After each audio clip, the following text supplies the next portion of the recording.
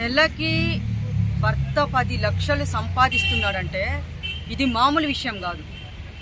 ఏం తక్కువ ఆయనకి? అందమా ఉంది, డబ్బా ఉంది, పేర ఉంది. కానీ మనం చాలా దాంట్లో మనం మాట్లాడుకుంటున్నాము ఇలాంటి చెత్త విషయాలన్నీ. భర్త ఉండంగా భర్త ఉండి పిల్లలు ఉన్న వాళ్ళు కూడా ఇలాంటి చేసి పాపము టీనేజ్ పిల్లలతో మగపిల్లలతో కూడా లేచిపోవడం జరుగుతుంది. కానీ వీళ్ళిద్దరు లవ్ ఎట్లా అంటే, ఈమె నాకు తెలిసి పక్కా ప్లాన్తో లవ్ చేసి, అంటే వాడి దగ్గర నుంచి ఏదన్నా ఆశించి, ఈయన దగ్గర ఏం లేదు, వాడి దగ్గర ఏముందని అందరి దగ్గర అదే కదా. మరి అలాంటి చండాల పనులు ఎందుకు చేస్తున్నారు ఈ ఆడపిల్లలు నాకు అర్థం కావట్లేదు అయ్యా.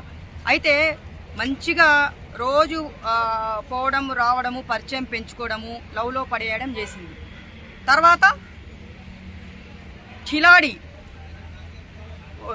ఏమో అంటారు కదా, ఒక కిలాడి, ఒక శిఖండి లాగా తయారు చేసి ఆయన బంగారమే కాదు, వాళ్ళ అమ్మ బంగారమే కాదు, టోటల్గా ఎత్తుకొని పోయింది. ఇంకోటి చెప్పుకోవాలంటే మనము సంతోషించాల్సిన విషయం ఇంకోటి ఉంది. అక్కడ చంపకుండా వదిలేసింది చూసారా, అది మెయిన్ మనకు కావాల్సింది. బంగారము, ఆస్తులు, అంతస్తులు ఈరోజు కాకుంటే రేపు సంపాదించుకోవచ్చు, మనిషిని సంపాదించుకోలేరు, పోయిన ప్రాణం తిరిగి రాదని చెప్పేసి చాలా వీడియోలో చెప్పుకుంటూనే వస్తున్నాను.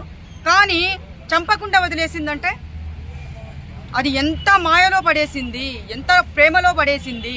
లాస్ట్కు దొంగతనం చేసి మూటాముళ్ళ సర్దుకొని వెళ్ళిపోయింది. చేసిన పని ఏంది అక్కడ చండాలం కాకపోతే?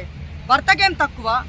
నెలకి 10 లక్షలు సంపాదించేవాడంటే కాళ్ళు కడిగి నెత్తిన చల్లుకుంటారు. ఇంకొకరైతే దానికి ఏం మాయరోగం వచ్చిందో ఏమో కాదు, ఎంత తయారవుతున్నారో ఈ సంవత్సరం ఆడపిల్లలు. చెప్పుకోవాలంటే సిగ్గు వస్తుంది నాకు మాట్లాడడానికి, నేనేం చెప్పాలి. కానీ చాలా హ్యాపీ, నాకు బతికిపోయాడు అది.